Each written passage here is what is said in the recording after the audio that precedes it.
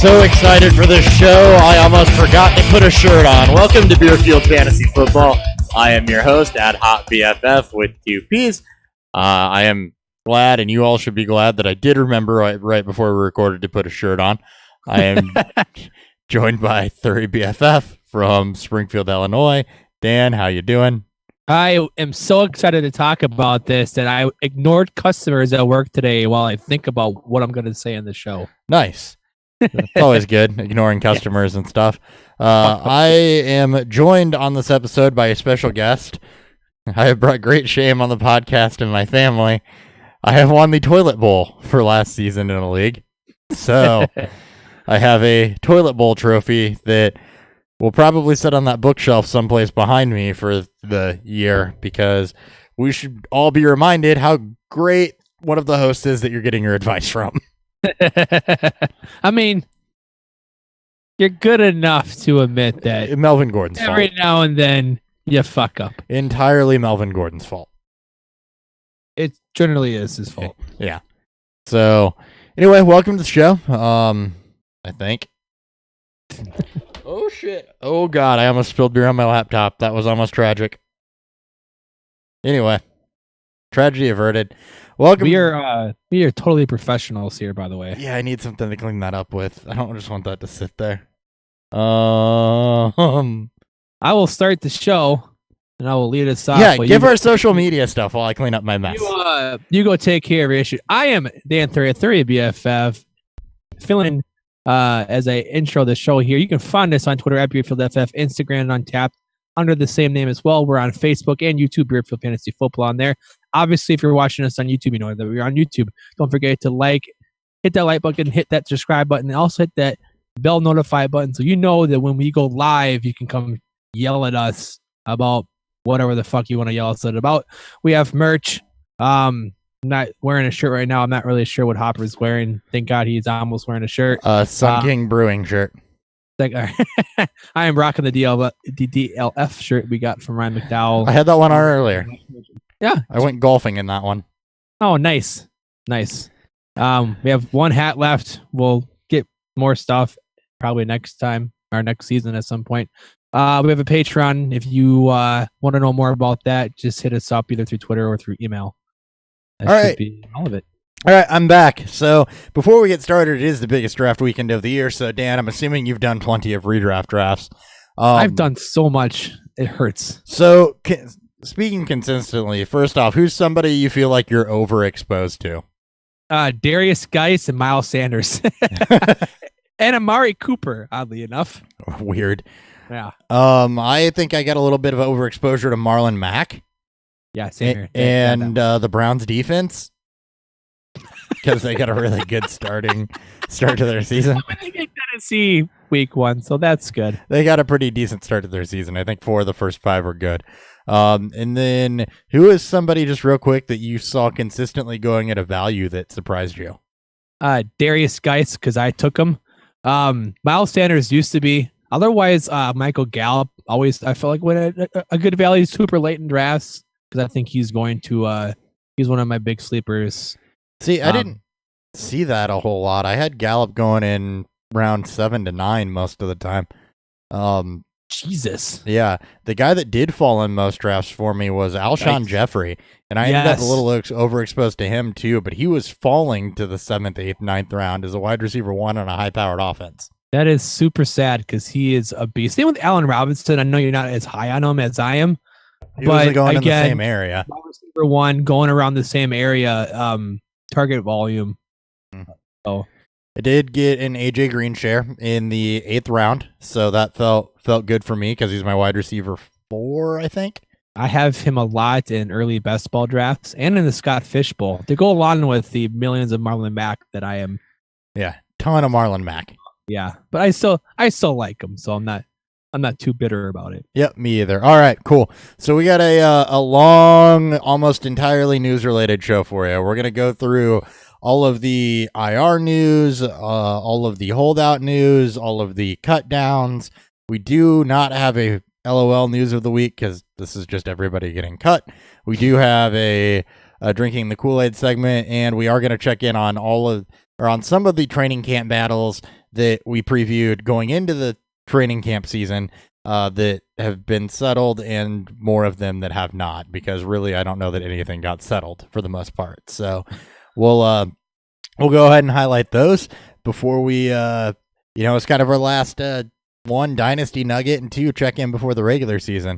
And then starting on Wednesday's episode, we will give you our starts, our sits, our DFS plays of the week. We'll give you some prop bet picks for both of us. I'm going to try to devise something where Dan and I can compete against each other a little bit in this stuff, and we'll get you all ready for week 1 on Wednesday. So let's go ahead first and jump into what we're drinking today. What's fueling Beerfield?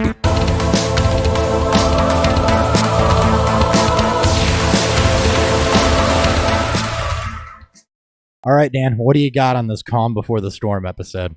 So Dan continues his series no one gives a shit about. Dan drinks a bunch of Oktoberfest beers. I have Hofbrau's Oktoberfest. Hofbrau is from Germany.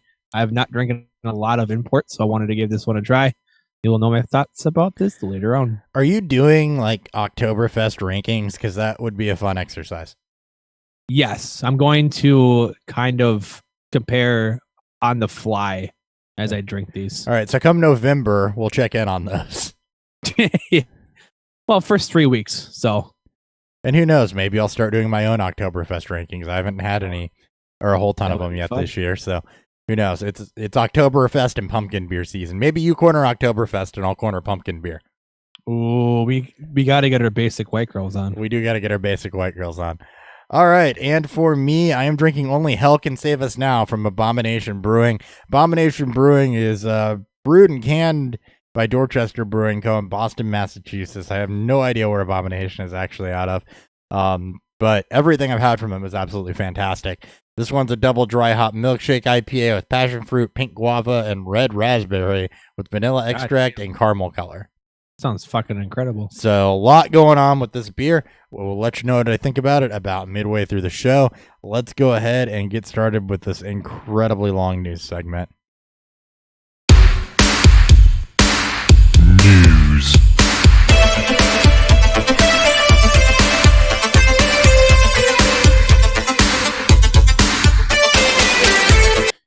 And actually, before I do that, we did have a listener question that I responded to on the YouTube channel. It's about an hour ago, so I do want to go ahead and get that out there before we get into the news. We don't edit, so I'm not going to rearrange the show. It was Mark Andrews or Darren Waller in full PPR. Start sit.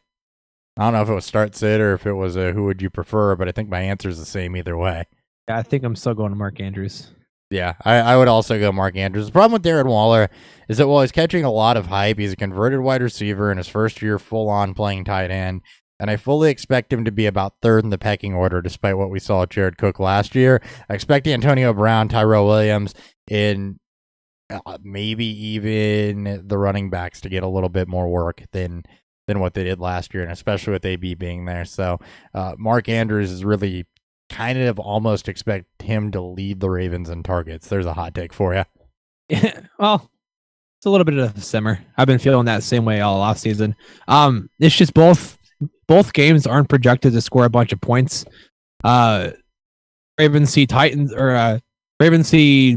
Miami on the road, and I think Denver plays Oakland on the road as well. I think it's the other way around. But either way, there's not a lot of points being scored. So you're basically hoping for, 4 or 5 targets and a hopeful touchdown out of there. And I think your best bet between those two guys is Mark Andrews. Yep. All right. Now we'll get into the news. The 49ers have named Nick Mullins the backup quarterback ahead of CJ Beathard. So notable, Jimmy G runs into problems or any knee injuries. Yeah, no, that's true. Also not that surprising. I think that Mullins did play a bit better than Beathard did last year. I think the offense I think he averaged almost 300 yards passing. Yeah. He averaged some decent points scored. So yep. Good for him.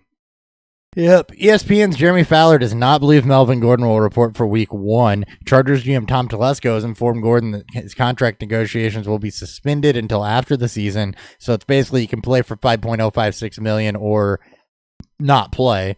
He's got to show by week 10 for this season to count towards free agency. And he has been granted permission to seek a trade.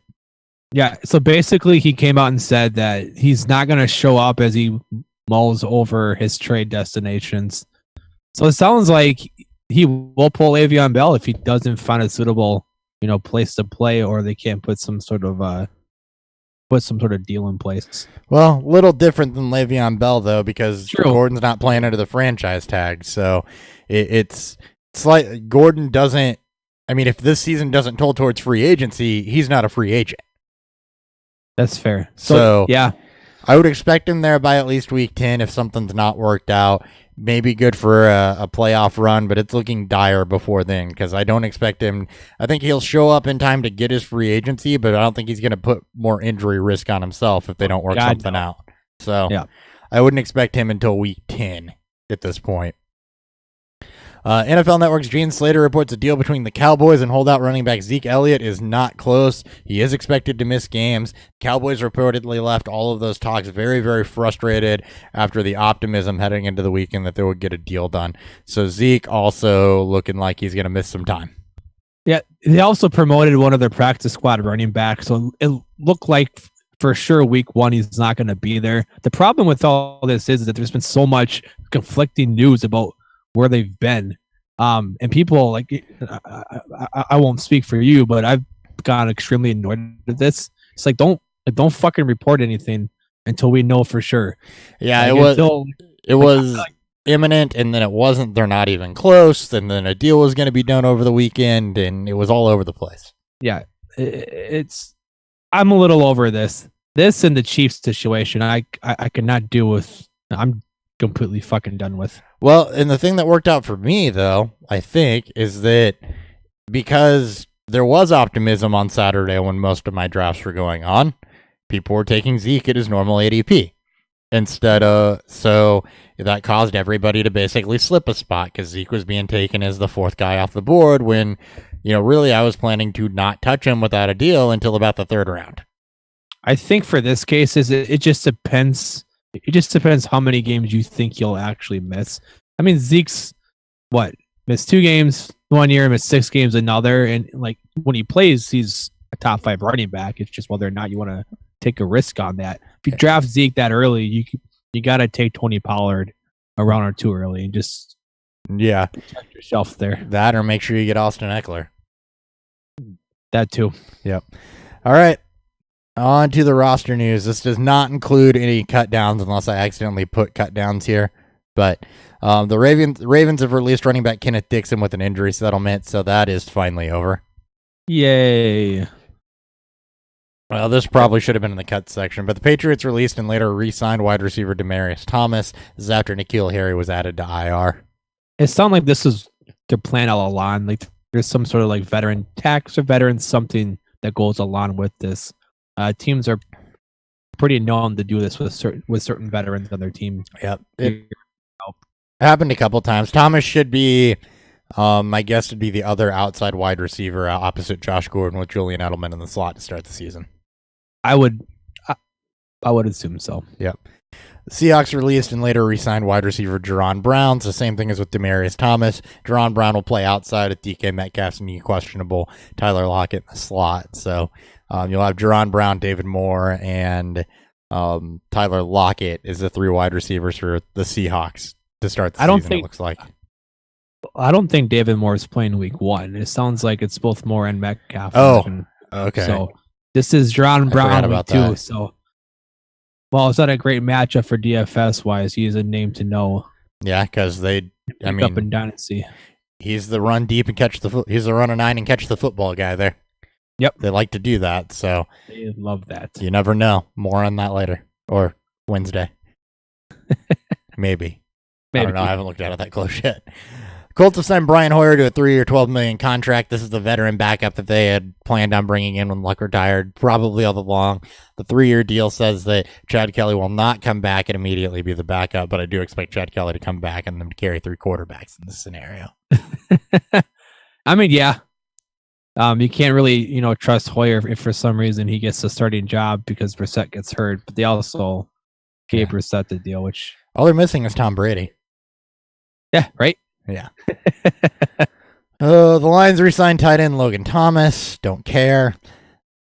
On to things that are more interesting. The Texans acquired wide receiver Kenny Stills, left tackle Laramie Tunsil, and a 4th in exchange for a 2020 first, a 2021 first, and a 2021 second. So obviously, upgrade at left tackle. Good, because they're probably going to be passing a little bit more. And Kenny Stills is what in this offense? He is the wide receiver 4, I guess, when all 4 are healthy. I've been trying to look into this more. I know that Evan Silva put out a post saying that this affects QT more because you expect Stills to run out of the slot. I think it depends who's healthy. It sounds like QT's on track to play week 1, but that's up in the air right now. They're also different types of players too. So between those two, yes, him and Will Fuller are similar. One of the, Yes, exactly. Him and Will Fuller are one of the same. That's why I thought this was more of a Will Fuller thing. But then you take into account that you can move Hopkins into the slot and outside, depending on. So, I mean, there's a lot of different configurations the Texans could choose to run. They could run Hopkins out of the, they could run Hopkins underneath and let Fuller and still stretch the field. I mean, there's a bunch of different things they can do when all 4 of these guys are healthy. Yeah, like for me is this obviously doesn't affect Hopkins. He's fine. No, it's when all 4 are healthy. I think you're going to see a rotation because something that we have seen the last 3 years with Will Fuller and his rookie year for QT is like these guys can't stay healthy. There's some durability issues here. That's true. So Brandon Snell is a guy that you can kind of bring in and let him, take on a few snaps. This turns into a gross wide receiver timeshare that really boosts Watson because he gives him his, 2 vertical threats in both Stills and Fuller. Right. And you can kind of, as you said, move Hopkins in potentially if you want to rest QT. Yeah, it does really solve 2 needs for them too, though. You bring up a good point, and that's QT and Fuller's injury history. If Fuller goes down, Stills can stretch the field. If QT goes down, he can play the slot. So, yeah, I mean, it's 2 birds with 1 stone in a sense. This is a great move for Watson. That's really what this is. Yep. The Texans also acquired running back Carlos Hyde from the Chiefs in exchange for guard Martinez Rankin. This does, in my opinion, not hurt Duke Johnson. It's just veteran insurance because they didn't have anybody. Yeah, I mean they dropped the 2 UDFA guys, which we'll get to in our cut segment. So the guys are getting a lot of height, both Crockett and Hagen or whatever hell his name was. So, yeah, I didn't even write him down. Yeah, this has to be this is, I guess, Lamar Miller-esque, but Hyde is just fucking terrible. He's one of the worst running backs over the last 2 years in terms of he hasn't been able to stick anywhere either. So this to me is just Duke Johnson insurance. And if Johnson struggles, then I'm sure they'll ride the hot hand, but I don't know that I'm expecting Johnson to struggle. There's one thing I'm watching, and that's who's going to get the first 2 or 3 cracks at the red zone. Like that's what I'm looking for. Because if Hyde is going to do one thing, he's going to steal short yardage work, and that may include goal line carries. That's a good point too. It could be the goal. He's going to be annoying. Let's put it that way. He'll be very annoying. Yes. Yeah. The Browns acquired wide receiver Taywan Taylor from the Titans in exchange for a 2020 draft pick. He'll be the 4, I guess, behind Rashard Higgins. I don't know if Taylor's. He's going to have to learn the offense or anything before he beats out Higgins. I do like Taylor probably a bit more than I like Rashard Higgins, but Taylor can play slot and outside, but he's going to have to come in and learn it. I guess he's just a depth piece in case anything happens to Landry or Higgins. That's all he is. Too. Like I can't see him being. Mm-hmm. Now, that being said, this does up his dynasty value a little bit because he got out of Tennessee. That is very true. Where he was also buried in the same spot on the depth chart. So if you want to look at like if you want to look at who's going to be the 3 next year, I'm not sure what the contract outlooks are of between, Callaway and Higgins, but he could be in track for the wide receiver 3 drop next year. Still on his rookie deal. So, yeah, he absolutely could be. The Texans acquired linebacker Jake Martin, Barkevius Mingo, and traded. I'm right. Never mind. That's fine. Acquired linebacker Jake Martin, Barkevius Mingo, and a 2023 from the Seahawks in exchange for Jadeveon Clowney. Fleeced by Seattle. Yes. This Jesus makes Christ. Seattle's defense very, very draftable and very, very startable most weeks. Because It's you gonna got be the pass fun. rush presence again. It's going to be fun. It's because they're going to get a lot of sacks, which could also lead to A lot of turnovers. and we love those things when you're playing a defense in fantasy. Yep. So, please, because Barkevius Mingo is not a pass rusher. Then you got two backup linebackers. I don't know what Right. the 2020 pick's going to be. Or third, right? Third. It's Yeah, the third. 23. Yeah. A Clowney, when he actually, is healthy and tries, is a top 5 pass rusher. Yep. Important because Ben will miss 1 to 2 games every season news. Mason Rudolph won the Steelers' backup job over Joshua Dobbs, so that's in better hands. I hope Matt Kicks is feeling okay over there. Him and his Josh Dobbs shares. Yeah. Panthers plays kicker Graham Gano on IR, ending his season. Josh Sly will be the kicker there. Okay. And Jake Butt will undergo a minor knee procedure after experiencing soreness in his left knee. So Hireman, Fant played most of the preseason. Hireman's the guy in Denver. Jake Butt just needs to retire. Yeah. At this point, to do it is it's just a bunch of bad luck for all the injuries he's occurred. But Yep. Jesus, All right, in injury news, and this is important for week 1. Well, this one isn't, but there is important nuggets in here. Robert Griffin III has been fully cleared following a thumb injury, so he'll be the backup to Lamar Jackson. Bengals wide receiver AJ Green will not be placed on IR. He's expected back week 3 at the earliest, likely week 4 if I had to guess. yeah, I think that was always my guess between Mhm. week 4 and 5. It's always what I was planning on. Yeah. Wide receiver Amari Cooper is expected to be good to go against the Giants. He was dealing with that weird heel issue that nobody could seem to agree on a diagnosis for, so Right. just continue to monitor that because that's something that scared me off of Cooper in a couple drafts, honestly. I got him cheaper because I always got him in auction drafts. I think I drafted him a couple times in redrafts at okay value, but I got him for a bit cheaper in my auction draft. So I'm okay to have him because Yeah, it scared me. he can be a beast. Scared me back off of him a little bit. Seahawks plays tight end Ed Dixon on IR. He's eligible to return in 8 weeks, so it'll be the Disley and Vanette show once again. Yay. Raiders quarterback Nathan Peterman's been placed on IR. He's eligible to return in 8 weeks. Deshaun Kaiser season. Yeah, I guess. As a backup. Jordan Reed's still in concussion protocol, but Gruden does expect him to be ready by week 1. So we'll see. Monitor that. Pass through that first, but sure. Yep. Bears tight end Trey Burton is day-to-day with a groin injury and was not practicing Sunday. So this is the Thursday game. This is where you kind of got to pay attention. The Packers have a talented but young secondary. So Adam Shaheen could prove mildly interesting if Trey Burton can't go or he doesn't practice this week. He could steal Mm-hmm. a red zone touchdown from Allen Robinson if they get down there, which I expect him to be. Or, at some point. David Montgomery. Or he could steal a touchdown from one of the running backs. Yeah. Adam Gase believes Robbie Anderson's trending towards playing in week 1. I didn't realize that he was I didn't even hurt. know he was hurt. So yeah, exactly. That's good. That's good. Yay. Patriots placed wide receiver N'Keal Harry on IR. We already talked about that. Derrick Henry's ready to go for week 1 following his calf injury in the offseason. So Should we talk a little bit more about Harry? I don't remember really. Did we Harry? really talk about him? Yeah. Yeah, I talked about him when I talked about the Demaryius Thomas re-signing. I mean, there's I suppose that's right. not really a whole lot to talk about there. It's going to be Demaryius Thomas playing opposite Gordon and Edelman. I mean, I'm not running out to get Demaryius Thomas unless he flashes, and what Demaryius Thomas is able to do really plays into Harry's role whenever he does get back. Okay. It's 3 separate injuries that landed him there, though. Yeah. Chiefs place quarterback Chad Henne on IR. Matt Moore will serve as Mahomes' backup. So just, keep screaming at Mahomes to slide. Don't get fucking hurt, please. Yeah. Jaguars placed running back Alfred Blue on IR, so that takes care of all of the veterans in their backfield. Right. Yep.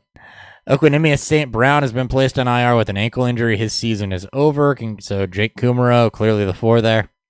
I don't think ESP is a Packer next year anyways. I don't think so either. Patriots wide receiver Cam Meredith has been placed on the reserve PUP list, so he'll miss at least 6 games. Jesus, surprised he's still on the team. Not sure what his role is when he comes back. Cowboys wide receiver Noah Brown's been placed on the reserve PUP list, so he hangs around for at least another year of being a development prospect. Yep. 49ers placed running back Jerick McKinnon on season-ending IR. So it was this is when it was interesting because he practiced earlier in the week, which means another setback. He's expected to go under the knife again. He is having as much trouble getting back from his knee injury as it seems Cam Meredith is. McKinnon might be done. Like, this might be enough for him. Like, he made a buttload of money, just under that contract with the Niners. I think he's made like $11 million on this already. Right. So he could he could pull a luck and just retire and be fine. Keep him stashed on IR and Dynasty. Go kick the tires for a throw-in piece because he is still talented if he does come back. But he's like, you need just a little bit of sweetener, like 1 packet and a full mug of coffee. What this does do is help clear up the backfield again, even more so. There's no threat of him coming back this year to kind of murk stuff up. Britta is still the better value between him and Coleman, and that's how I see it. I agree. Britta is another guy I targeted a lot over the weekend. The Broncos placed quarterback Drew Lock on IR with the sprained thumb. He's going to miss a minimum of 8 weeks. I wasn't expecting him to get much playing time regardless. No, not after the offseason he had. Yeah. Broncos placed running back Theo Riddick on IR with a fractured shoulder, so you do just have the Freeman and Lindsay show there. Yeah. And Booker. I think Booker's still there. Oh. Is he? Maybe. I don't know. He'll be annoying.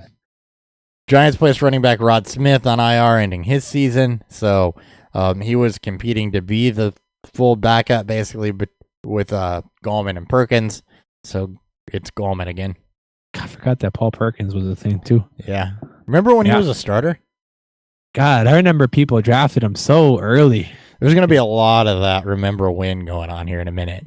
Yeah, right. Bengals have placed quarterback Jeff Driscoll on IR. Ryan Finley will serve as a backup. So I want to stop here for a second. Okay. If you are in a Superflex league, Superflex Dynasty league, Ryan Finley should be rostered. Yes, he should be. He had a great preseason. He's won the backup job. Andy Dalton has been known to miss time. And if he comes in and performs, the Bengals don't necessarily have to stay committed to Andy Dalton. So, just Finley should be rostered, period. He should be rostered. I don't think he's worth much. We didn't like him coming out of NC State. I will say that. I still don't like him. But he's got weapons. People forget the Bengals actually have some good offensive pieces, even though they have a horrible offensive line. But he is definitely worth being rostered and owned. And if you can trade him to the guy who has Dalton for whatever you can, I would, because I don't think he's worth much after this year. Yep, in Superflex leagues, especially if you have a taxi squad. Yes. Vikings tight end David Morgan has been placed on the reserve PUP and will miss at least 6 weeks. So think about David Morgan. He had a weird way of taking touchdowns. He just had a weird way of occasionally showing up and looking like Captain Morgan himself. I mean, they kept 4 tight ends. This being the Vikings on their roster for a reason. So they like David Morgan. He's their blocking tight end. They do. So Conklin, Smith, and Rudolph will all play roles there. I don't think Conklin's there. There's a couple of other guys. Tyler Conklin. He made the roster. Did he? I thought he went somewhere else in the no. Well, before this. Okay. Nope. Just looked at the depth chart earlier. He's still there. I believe you in the depth chart before I believe myself. So. Yep. Will Fuller's been cleared and is ready for week 1. Bengals running back Rodney Anderson retore his ACL in Thursday's final preseason game, so he's going to miss this season and may be done before he ever started. Same knee as he hurt in college. Which is sad. 3 ACL tears. This guy probably would have been the RB1 had he been healthy. Had he not had this issue. It's death to a running back, though. Yeah. Texans coach Bill O'Brien says Kiki Kuti is headed in the right direction and could play in week 1. So, PPR leagues, he should be rostered. Yeah. And Redskins running back Bryce Love will begin the year on the reserve pup list. Not surprised. That's expected. We got a drinking the Kool-Aid segment. I'm going to skip the drop because I didn't make another one for the cuts, so we're just going to consider this a news episode, basically. Okay. Jay Gruden has told reporters that Darius Guice will get more carries than Adrian Peterson. Yeah, he should. 60-40. I think it starts that way, and I think Guice earns his role throughout. I wouldn't be shocked if AP is traded to a running back needy team. Let me clarify the 60-40 thing. 60 Guice, 40 AP/Thompson. Okay, that's fair. Okay. That's more what I meant by that. Sorry. Not 60% of the non-passing work will be, not 60-40 of the non-passing work, 60 guys, 40 others in total. Okay, so you think a 60% opportunity share? Yes. Pretty much. That'd be that. I mean, that's ideal. I don't know if it starts that high. I hope it starts that high because that means Guice is going to pay on his value like tenfold. He's like a 6th-round pick. So yeah, I think he will. I'm surprised that did not recover more. What's that? I'm surprised that didn't recover more. I think it's because the offense is so bad. And the offensive line is not great. That their O-line, like there's not a lot of scoring opportunity.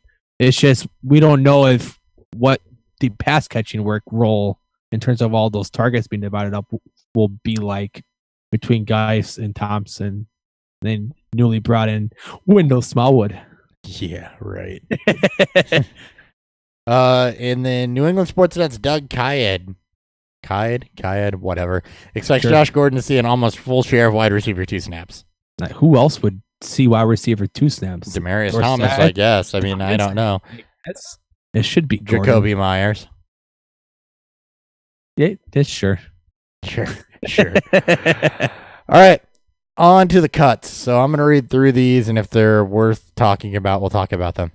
Okay. All right, first one's definitely worth talking about. LaShawn McCoy was cut by the Bills, later signed to the Kansas City Chiefs.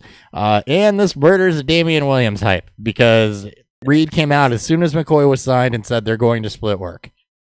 There's been a lot of things said. Like if you go through Twitter and you go through everything, because people have time snapped beat reporters and blue mark people, pretending to have their own sources, all say differently things because it says that McCoy and Williams are going to split work right away. It says that McCoy is going to be eased into the offense.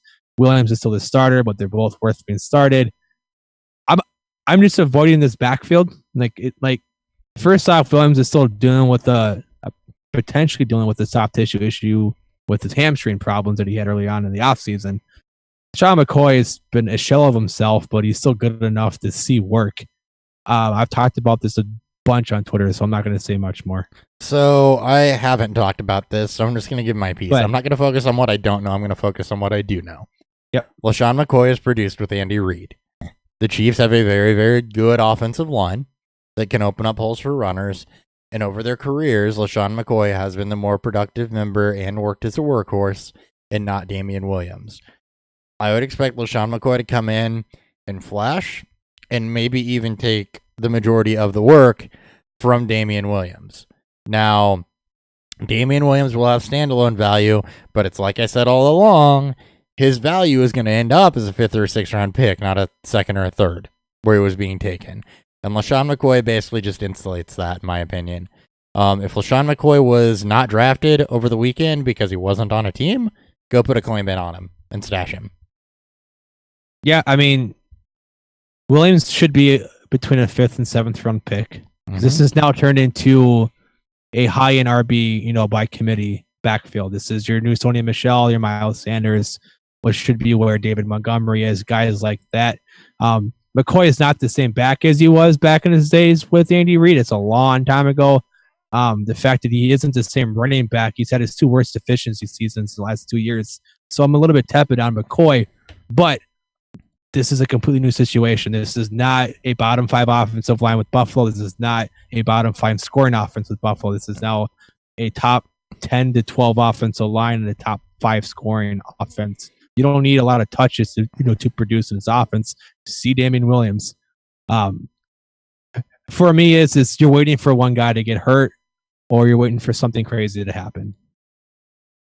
So, O-line rankings per player for Rottweiler for LaShawn McCoy. He was at the bad. 60s. Yeah. See, he had the 19th best blocking efficiency in 2017 when he was still mildly productive. Last year, 67th best. So basically, out of all running backs, the blocking efficiency for him was 67th.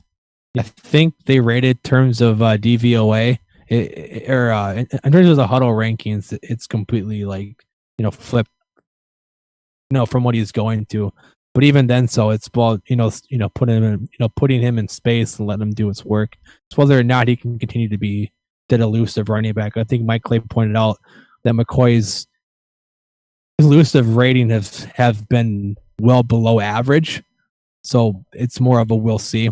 This does hurt Williams. I just don't really want to own a piece in this backfield, but I also don't mind taking that risk because of the offense that they're on.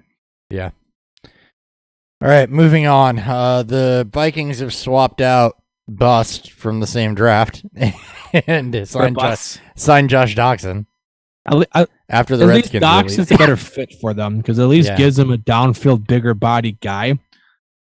Not to say that this actually means something. At least Doxson's actually flashed. I mean, Treadwell is not. It's not. He's flashed as a blocker. Yay! Woo! So I don't know how much this actually means. They actually have 5 receivers on roster now. So yeah, it was just 4. So you bring Doxson in, there's 5. I do think he's better than BC Johnson and probably Chad Beebe. His presence should be the 3 after a couple weeks. Yeah, his presence ensures one of Thielen or Diggs will probably be in the slot, but that doesn't really make a difference for either of them. It should be Thielen. He's like maybe Diggs and Thielen switch out, but this will mean Thielen does a lot more of the slot / flanker type of role. Yeah, Elijah McGuire released by the Jets, signed by the Browns. He's to their practice squad, so he'll be there. He's a thing. Yeah, if you got him in Dynasty, just hold. I mean, practice squad doesn't mean I'm dropping immediately on development guys, especially guys that have been productive. Yeah. Demaria Crockett was released by the Texans and signed to the Raiders practice squad. Less interested in that. Should be considered a churn piece. Not an immediate cut, but a churn piece. Yeah. Josh Adams, Eagles, he was signed to the Jets practice squad. Go ahead and hold on to him because if anything happens to Bell, they'll be looking for a big body. Yep, it'll be him and Ty Montgomery. Yep. Clayton Thorson of the Eagles was released and signed to the Cowboys practice squad. He's droppable if he was owned. This is their response to dropping Mike White. So yes, gives him a third QB in the gives him a third QB via practice squad. Yep, and I think that Mike White was actually a better prospect than Clayton Thorson, having watched them both. So not athletically, but arm talent wise. I mean, you and I are about the same athletically. It's Mike White. So yeah. Remember when this guy was the best sleeper quarterback in last year's draft and was going to be the replacement for Eli Manning, and he was amazing, and the intangibles were off the chart, and blah blah blah, and we said it was all bullshit. Yeah, Kyle Lauletta was kept by the Giants and signed to the Eagles practice squad. So how'd that work out? So they just replaced Clayton Thorson with Kyle Lauletta. Yeah. Okay. I mean, he replaced Davis Webb. He got replaced by Daniel Jones. I'm not quite sure how to rank 3. So I don't know how to rank the Giants scouting department. Daniel as far Jones as was number 1, go. but yeah. No. Seth the Valve was released by the Browns. He's been signed to the Jaguars, who were in need of tight end help. Okay. Yeah, not worth anything in redraft. Nope. Ray McLeod was released by the Bills and signed to the Panthers. That's at least mildly interesting, given that they did cut Torrey Smith and will be looking for a field stretcher. But really, that's just a watch scenario. Yeah, they do need somebody who will potentially maybe jump out as the 3 because Samuel and Moore solidly the 1 and 2. I mean, they still have Jarius Wright, who was productive. They do have Jarius Wright as well. And they also brought in Chris Hogan, who's been productive, but who knows? Cody Core finally released by the Bengals. The Giants went ahead and signed him. He's more of a practice squad guy. Yep. Samaje Perine released by the Redskins and signed to the Bengals. So that actually makes sense. Is back to backing up Joe Mixon. Yeah, that actually makes sense too. With only Gio Bernard really behind. Yeah, that's true. Behind Mixon, so it gives you a between the tackles guy. Should be more productive there than Washington. Yes. Ricky Seals-Jones was released by the Cardinals and signed by the Browns. He's firmly buried. They just basically traded Seth DeValve for Ricky Seals-Jones. Wendell Smallwood released by the Eagles and signed to the Redskins. He has no role until Chris Thompson gets hurt, and then he'll annoyingly have a week or two where he's good still. Oh, I hope that doesn't happen. J.D. McKissick released by the Seahawks and signed to the Lions. Pass catcher first type of guy. That could be something if Kerryon Johnson gets hurt, which is not as unlikely as people think. So yeah, sub what you thought Theo Riddick was going to be this year for J.D. McKissick, assuming he can stay healthy. Yep. Braxton Berrios was released by the Patriots and signed to the Jets. So yeah. Deshaun Kaiser released by the Packers, signed to the Raiders. We already joked about him. Yeah. Brandon Allen released by the Rams and signed to the Broncos. He'll be the backup in the meantime. So weirdly, pray nothing happens to Joe Flacco. Ooh. Curry Vedvik was released by the Ravens and signed to the Jets. So He's released by the Vikings. Yeah, sorry. Released by the Vikings after they traded a fifth rounder to the Ravens and signed to the Jets. So, Vedvik's He'll be good. He'll be good. He should be good. He's not in Minnesota anymore, so he's worth a kicker spot, especially on an offense that I expect to take the next step. So he should be owned someplace. Yeah, he should. Taquan Mazzell was released by the Bears and signed to the Saints practice squad. Don't know which position he'll hold down, but he did see game action last year, and it looked at least mildly okay. Yeah, the next couple are just straight releases. Tom Savage cut by the Lions. Andy Jones cut by the Lions. Brandon Powell cut by the Lions. So basically, anybody that could have backed up the often injured Danny Amendola is no longer there. Travis Fulgham is there still. Cairo Santos cut by the Jets. Matt Gay is going to be the kicker there. Again, another intriguing kicker because it is going to be a decent offense. You figure there should be a lot of points there. They should be able to move the ball. Yep. Giorgio Tavecchio and Blair Walsh, both released by the Falcons. Matt Bryant was re-signed to be their kicker. So, own him. Well, good for Matt Bryant. I thought he was done. A lot worse. I thought he retired, but I guess not. Yeah, I don't think he did. I just don't think he got signed by anybody. And the Falcons realized, kickers aren't that easy to find. Yeah, that was the oddness. Yep. Chad Williams released by the Cardinals, so that dream is dead. Was it ever really a dream? Nah, I might have believed for a little bit. For him it was. Michael Floyd, who's somehow still in the league, was released by the Ravens, as was Antoine Wesley. And Kenneth Dixon, who we talked about earlier.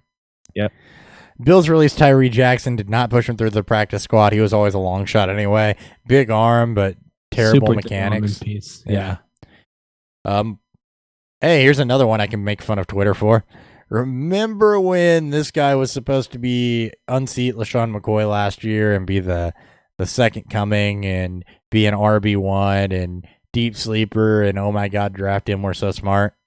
I mean, he was a preseason MVP for whatever that's worth. Marcus Murphy released by the Bills. Cameron Artis-Payne released by the Panthers. More on that later. Yep. Taylor Heineke released by the Panthers, so Kyle Allen will be the backup there. Oof. Hey, he was decent last year. Will Greer. Oh, yeah, that's right. He's hurt. Yeah. Is he hurt? No, he'll be the third string. Okay. They're using Will Greer got used a little bit as a Taysom Hill piece, I think is how they were working him. So we'll see. What? Yeah. Weird. Yeah, okay. Right. There was some hype about that in the offseason that they were trying to work him as more of a Taysom Hill piece and use him in different ways because, he was a safety at one point, I believe. So he's hugely athletic. That's fair. So just something to pay attention to there. I mean, where was I? Aldrick Robinson. Panthers released him. Bears released Tanner Gentry, preseason MVP of a couple years ago. The Bengals released Stanley Morgan Jr. and then re-signed him to their practice squad. Good for him. Should've We moved like him down, there. but- I was shocked he never got drafted. But yeah, I'm happy that he caught on as a practice squatter there. So, Yeah. I will continue to hold him on a taxi squad someplace. Yep. Mike Weber, Mike White, both released by the Cowboys. So, yeah, remember when everybody was Weber did get re-signed to their practice squad too. Yes, so- he did. which is good. But that also means it's Tony Pollard's job. Yep. Really, until Yeah. it gets. Well, yeah, Alfred Morris is there. I don't care about Alfred Morris. So, Jordan Lasley released by the Lions. I already talked about Brandon Powell. Jamon Moore released by the Packers, one of the trio rookie receivers. So he's the one that did not catch on. He always fell behind those Yeah. three, anyways. Yes, he did. Ashton Doolin was released by the Colts and then later resigned to their practice squad. Keeping the dream alive. Yep. Even though Luck's not there anymore. Yep. Krishan Hogan flat out released. Yeah, he might be done. He's spent enough time No. injured. He's tried. Charkandrick West was released by the Colts. He'll end up back in the Chiefs at some point. That's their RB3. Killing Darwin Thompson. Something we didn't talk about is the death of Darwin Thompson. So, Yep, I'll get there. Promise. yay there. Yeah. Okay, good. Terrell Good. Pryor, wide receiver, Jaguars. He was cut, never quite lived up to what he did in Cleveland. Like another wide receiver that was productive in Cleveland and hasn't lived up to it elsewhere. Thomas Rawls, Jaguars running back, was released. So Raquel Armstead is the backup. There is another name there that that's worth noting. Yeah, I'll get I to gotta that in a find this minute. now. Yeah. Malachi Dupree released by the Chargers. I'd assume that he's cuttable now as much as we liked him. Cardale Jones released by the Chargers. He never panned out. Yep. Keenan Brown released by the Rams. I remember getting some hate because we apparently disrespected him in our tight end rankings. Apparently not. Bryce did. Butler. What's that? I said we did. Yeah, I guess. Oh, okay. There was somebody that busted my balls a little bit for it. Okay. Bryce Butler released by the Dolphins. So Ah, he's just bye. done. Yep. Laquan Treadwell released by the Vikings. Hasn't caught on anywhere as of yet. Jaquiz Rogers and Kerwin Williams both released by the Saints. Little Jordan Humphrey released by the Saints. Fun until his practice squad. combine day. That one was. Yeah, right. Love this film. Yep. TJ, it's why. Point to that, by the way, if you're doing draft analysis, that is why you can't only rely on one thing or the other. Yep. Because if you'd watched Little Jordan Humphrey's film, you would have thought he was a sure thing, and then the combine did not go well for him, and that's what caused This is a year to remind everybody that a lot of people are wrong about a lot of players. Yep. Like I won't say wrong, but very misled because one of the best running back in terms of combine metrics went undrafted and Alex Barnes. So Yep. what the fuck do we know? Well, he also got cut, so there's that. Exactly. TJ Jones, wide receiver, Giants. There was some thought that he could be mildly productive when everybody got hurt, but looks like Sterling Shepard's probably going to be okay to go week 1, so he's expendable. And they just brought in Cody Core, which makes sense. So. Yeah. Eli Rogers was released by the Steelers. Switzer should be their slot guy, I would assume. Oh yeah, easily. Matt Wright released by the Steelers, as was the other kicker that they had signed, so Boswell keeps his job, which wasn't always a guarantee. I guess. 49ers released Jordan Matthews, so that will not be a thing. Yeah, Bo Scarborough released by the Seahawks. he's done. He's done. DeMarcus Lodge and Bruce Anderson released by the Buccaneers. Bruce Anderson was a thing for like a week. He's on there. I think Bruce is on their practice squad. I don't know about Lodges though. I'm pretty sure Bruce made it to the practice squad. NFL didn't have it reported. I don't know if it was somewhere else though, because I noticed some players. I'll were look at our missing, lads so. here because they have the practice squads on there. Bruce Anderson is definitely on there. Okay. Not DeMarcus Lodge. Gotcha. Yep, I did not pick up on that, but again, I was using NFL, and weirdly, Yes. they usually lag behind on this stuff. True. Jordan Leggett released by the Buccaneers. He's done. He Yeah. didn't ever catch anywhere. Nope. Manuel Hall released by the Bucks after being released by the Bears this offseason. So He's on their practice squad as well. yeah, I also remember getting a bunch of. Well, no, we liked Emmanuel Hall. I liked Emmanuel Hall. I think you were a little more tepid on him, but I think from an athletic standpoint, there is some intrigue there. He posted a very high Spark score. Yeah. Alex Barnes, released by the Titans. We mentioned that. Jeremy McNichols, released by the Titans. And Washington preseason MVP Darvin Kidsey was released. Which, Darvin Kidsey getting released hurts my heart in a way that it hasn't been hurt since JoJo Natson was released by the Colts. You do love your obscure wide receiver. Preseason wide receivers. Yes, that's right. Yeah. All right, the following list of people were verified, released by their team, and then re-signed to that team's practice squad. Jess Ferguson, who is a development piece in the same way that Noah Brown was for the Cowboys a few years back and still is. He was at LSU, got in trouble, had to go to a small school, big body, super athletic. So Seattle's kept him around. Geno Smith also signed to Seattle's practice squad. No, I still have him as their backup. He wasn't signed to their practice squad. That's a mistype by me. Okay. He was released and then re-signed. That veteran loophole. Okay. Yep. Jeff Wilson released from the 49ers and signed to their practice squad. He was productive, so he'll hang around until they need him. Caleb Wilson was signed to the Cardinals practice squad after they released him. He is kind of a raw athletic move tight end that I had faded coming into the season because I thought that he had a lot of Jordan Leggett to him, and he's on the way to being Jordan Leggett. Yeah. Danny Etling got through to the Falcons practice squad after being released by the Patriots. Sean Modster to the Ravens practice squad is something I want to talk about for a second. So Modster, when I was watching Madison, Modster stuck out a lot to me at Boise State, is a special teams guy and a guy that really could make some plays as a wide receiver. So I'm happy they kept him around. They're a wide receiver needy team with opportunity, and he has special teams value, so I wouldn't be surprised to see him promoted at some point this year. Yeah, he's a flat-out slot receiver. Yep, he is. 80th percentile agility score, under 30th percentile everything else. Speed and bursts are under 15%. Yep. Antoine Wesley, woo. Yeah. Ryan Null to the Bears practice squad. He's more of a kind of a fullback type. So it's a hybrid. He's like an H-back. Yeah, it's like an H-back. Brett Rippin to the Broncos practice squad. That's their third quarterback, basically. Alan Lazard through the Packers practice squad. That dream is almost dead. Yep. John Kelly, Rams cut him. He's on their practice squad now. Kind of assumed after they brought Malcolm Brown back in that that's how that was going to go. I was hoping that when they cut him that he would get signed elsewhere. I don't want to quit John Kelly. I don't. I'm going to have to. He's going to be my new Jeremy McNichols, but it is what it is. I don't want to quit John Kelly yet. He gets another year. John Kelly so much. Yep. Jake Browning, Vikings practice squad, is their third. Yep. He was productive in college, at least. Steven Anderson snuck through the Patriots practice squad. He was productive with Houston last year. Dan Arnold to the Saints practice squad. Who cares? Alize Mack to the Saints practice squad. More of a blocking tight end. Fuck Dan Arnold. Yeah. Dan Arnold. Shouldn't he be with Roseanne someplace? Right.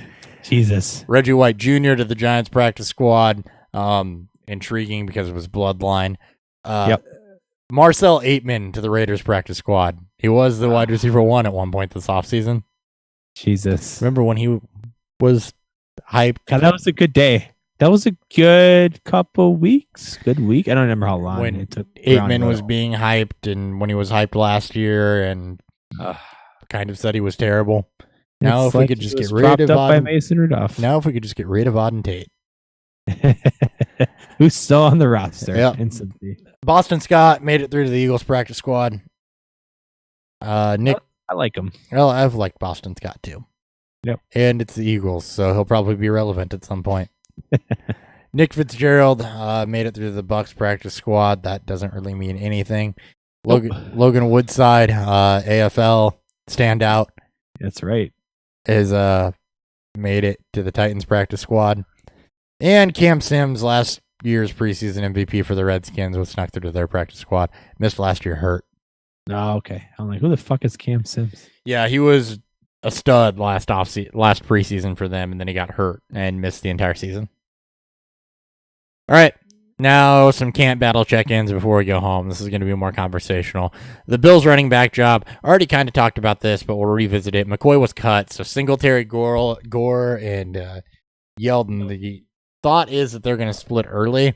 If I'm taking one of these guys, it's Frank Gore because he's free. Yes.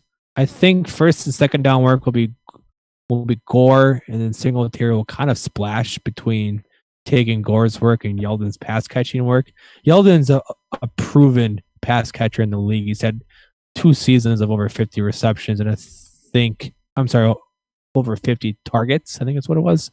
So the guy that's his role. I expect that to be the case. This is still a really bad offense. So I'm fine ignoring it. I am so fucking glad that Devin Singletary is being propped up because dude is going to be replaced next year. Count it. Yeah, I agree with that. And Gore, I would expect Gore to get the goal line work. Honestly, that's the other reason I'm on Frank Gore. I think might be Josh Allen doing his own. Could be. Dolphins quarterback job, that is undecided, but I think they're leaning Fitzpatrick. It's been announced that it's Fitzpatrick. Has it been announced now? Yep. Okay. That may have come out between when I started this and when I ended it. Which makes absolutely no sense because Josh Rosen's actually outperformed Fitzpatrick all preseason. So that'll last for 4 weeks.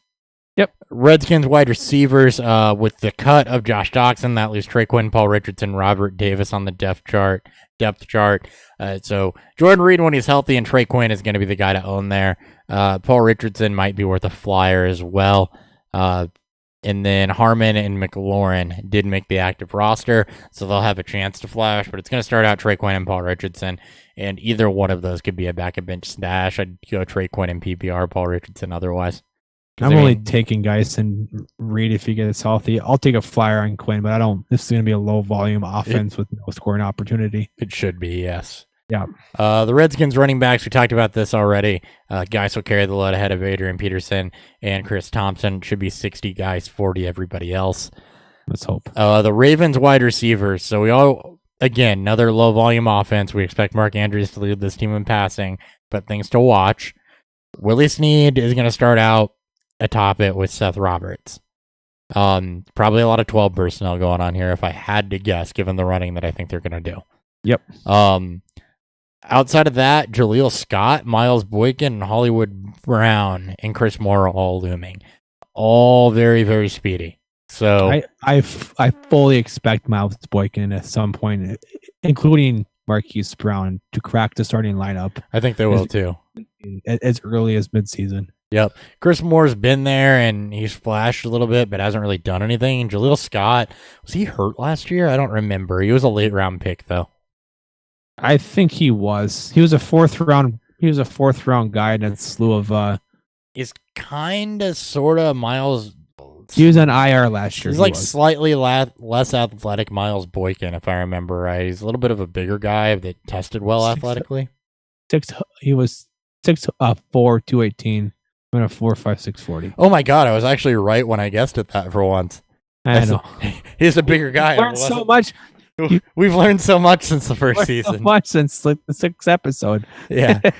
Where I said everybody was a bigger guy and they were like 5'9". It's fucking Ryan Switzer. Yeah. Oh, he's like 6'1". No, I know I knew Ryan Switzer. I don't remember who it was about.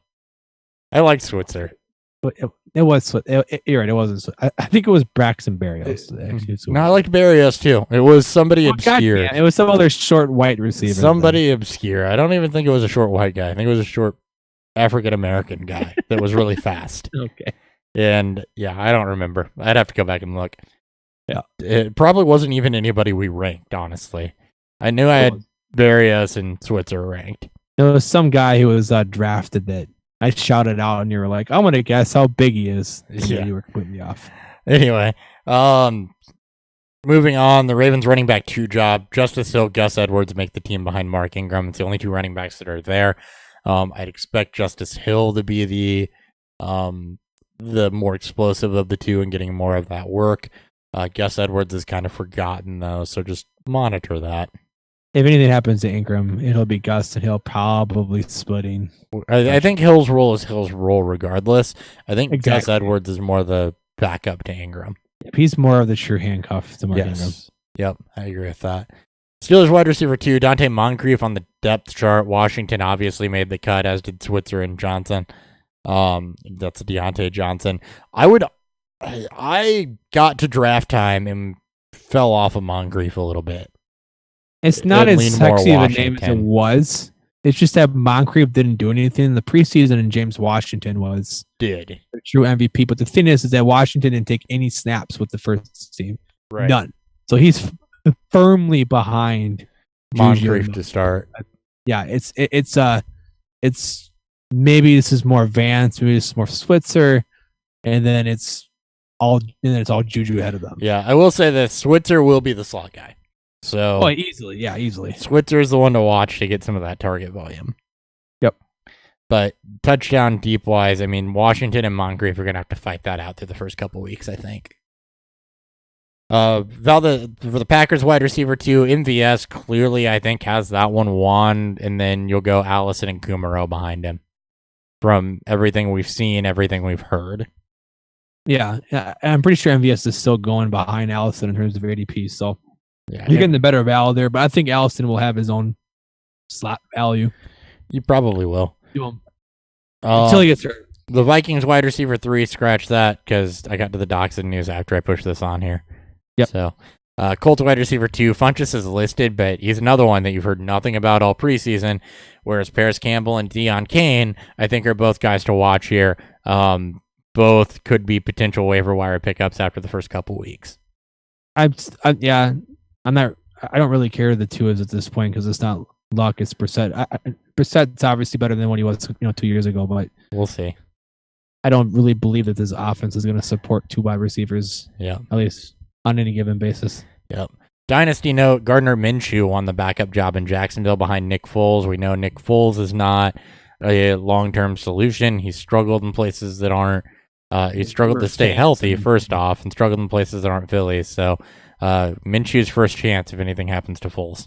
We were big fans of Minshew coming out of, what was it, Washington State. We were. He's another one that if you're in Superflex, stash him on a practice squad someplace. Yes, do so. Raquel Armstead won that backup running back job. Fournette is almost a lock to miss time at some point, so he's the cuff. Yep. Panthers running back 2. Oh, who was the other person to know in Jacksonville? Sorry, I guess I didn't have that written down. It was a guy that the Saints had brought in. I'm gonna go to our lads here. It was a guy that figures to be Devin Yeah. Ogzebo. Yeah, who- he showed out pretty well. And he'd likely be their pass catcher if anything happened to Fournette. Yeah, we'll see. I mean, the Saints cut him, so I mean, the Saints had a slew of yeah, running back talent there, so too. we'll see. Yeah. Panthers running back 2. Reggie Bonifon is listed as the 2, but it should be Jordan Scarlett. I have notes on Reggie Bonifant because I think this is going to be, if they don't bring anybody in, I fully expect them to if CMC gets hurt. But Bonifant is a converted running back from quarterback when he was in Louisville. This is after Lamar Jackson had been recruited there. He's 6'2", 212. Nothing much else to see from him. So if for whatever reason they don't bring in a veteran backup, if anything happens to CMC, I think Bonify would be the short yardage guy, and Scarlett would then command the pass catching work. Doesn't Scarlett probably have more. the higher BMI out of that though? Like, isn't he the beefier of the two? Scarlett. Well, I Because guess 6'2", 212 is 212. not. Scarlett's 5'11", 208, 29 BMI. What's Bonifon? Hold on, I got it. Yeah. So Eight. So Not good. BMI wise, Scarlett's actually the bigger of the two backs, and I believe Spark 117 for Bonifon. And Scarlett's not good. It's 102. 102. So, I mean, Scarlett would be more the between the tackles guy, and Bonifon might be more your athletic outside guy, I would think. So that's what Scarlett did in Florida, was more between the tackles work. So, True. just throwing that out there. I think that Scarlett's probably more versed as a between the tackles runner than he is outside of him. So that doesn't matter though. The biggest takeaway here is that all the talk about limiting CMC's touches once again was just smoke. Well, we'll see. We'll see. Yep. Chiefs running back 1. Damian Williams, LaShawn McCoy going to split touches there. I mean, we already talked about this. But it's to the death of Darwin Thompson, so Yeah. I'm happy about that. And the Cardinals wide receiver 3, I just wanted to make a note there. Trent Sherfield did show well last year, and they did bring in Michael Crabtree as well. So I don't know what to expect from this offense, but those are two guys that you keep an eye on as well through the first couple of weeks, just in case. Yeah, if you want to roster, I'm not rostering their 3. Like I gotta see. I'm not this rostering their offense 3 either. I want to see it. One but receiver first. as far as people to watch go. Oh, you know what we didn't do? What? A beer review. We didn't do a beer review. I forgot to. Hey, we should do a beer review like right before we end the episode. Then we'll do the outro. I finished my beer a while ago. Beer review.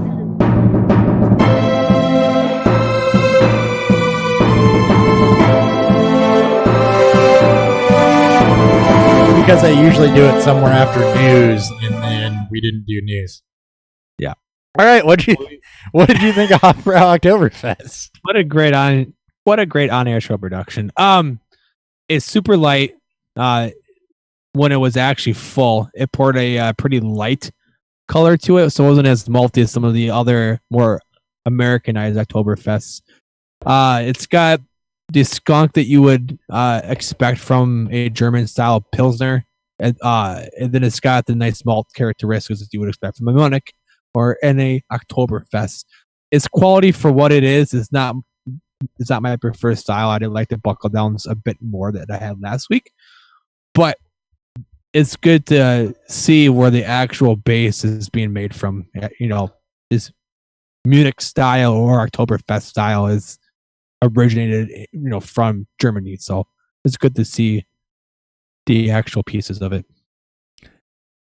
All right, I had Only Hell Can Save Us Now from Abomination Brewing, double dry hop milkshake IPA with passion fruit, pink guava, red raspberry, vanilla, and caramel. So the tartness on this kind of outweighs the bitterness. The bitterness just kind of lingers, like it's trying to come through and lingers on the tongue a bit, but it's never really a focal point of the beer so much as the tartness is. That may partially be because the vanilla does tend to tone that down a bit. And there is a subtle sweetness from the vanilla, although I don't taste vanilla, I guess, discreetly. The passion fruit and guava really give it kind of a citrusy feel to it, juicy almost. Overall, very, very, very, very flavorful drink. It is easy. It is a summer beer for sure. But again, just a little more tart than I expected from a DDH. So I think that the fruit and the vanilla really mellowed that. But again, very, very good showing from Abomination. Was it supposed to be a tart? Was it supposed to be kind of like a tartness to it? Because that seems a bit surprising that it's DDH milkshake IPA. So when I see double dry hop, tart is not normally what comes to mind. It's supposed to be super juicy and then sweetness from the lactose. And is there lactose in there? Yeah, I mean it's a milkshake, so that's inherently there. So yeah, I mean the tartness is more than what I expected. And don't get me wrong, it's not overly tart. It's not like I'm drinking a sour or a Gosa or anything like that. But the tartness of the fruit is definitely there. It is juicy. It does have the sweetness on the backbone. There is a hint of bitterness. So, I don't think that they did the style any injustice or anything like that. I was just a little bit surprised that the tartness was there all throughout. So I'm just shocked that there's any bitterness to it. That's interesting though. Just a hint. It just, like I said, it just lingers. It leaves the mouth a little bit dry. But we got a listener question. We do. Oh, I think it's a guy that asked about us. Yes, this is Darren Waller or Mark Andrews. It is. So he answered it earlier in the show, and I responded to the comment. We'll answer it again. I'm not sure if you're asking for a weekly start sit or just in general, but the answer from both of us was the same, that it is Mark Andrews, just because we kind of expect Andrews to lead the Ravens in targets, and I don't really trust Derek Carr to necessarily support Darren Waller in the same way Jared Cook was, with Antonio Brown present and Tyrell Williams present and a running game present. I just think looking at it right now. I think it's just basically, who do you expect to get the 4 to 5 targets in week 1 and hope to score a touchdown? I'm going to and bet my money on Mark Andrews. That's exactly where I'm betting that at. So, So all right. Thank you guys for tuning in. This was kind of the reset before the regular season starts. We will be back on Wednesday. It's our first traditional 2-a-week spot, so we'll be back Wednesday night. YouTube Live as always for all your questions. But we will be talking about basically week 1. We'll be previewing Bears Packers, not the same way we previewed them last year, but we'll be giving you our start sits for the entire week, not just Thursday. So we'll get start sits to you. Maybe some matchups we like and don't like. We'll get some DFS plays to you, some prop bets to you. Gonna try to cover the whole gamut. And then, as always, I will at least. Dan, if he's available, I'm sure will be as well. But around on Sunday to answer your start sit questions on YouTube Live. So be sure to tune in for that. You can follow the show at BeerfieldFF on Twitter. Send any questions you have there. You're more likely to get an answer if you tag me directly at HotBFF with 2 P's or Dan directly at Theory BFF with 2 F's. That's just because we're not used to watching the show page, to be honest. So I see it. I try to respond to it, but I do apologize to the. Yep. Oh, there is Jordan Thomas and Khalil Waring are both on IR. Yeah. So Jordan Akins. Yep, it's Jordan Akins. Okay. Yep. All right, cool. So thank you guys very, very much for tuning in. We'll catch you Wednesday. See you. Didn't have a drop ready.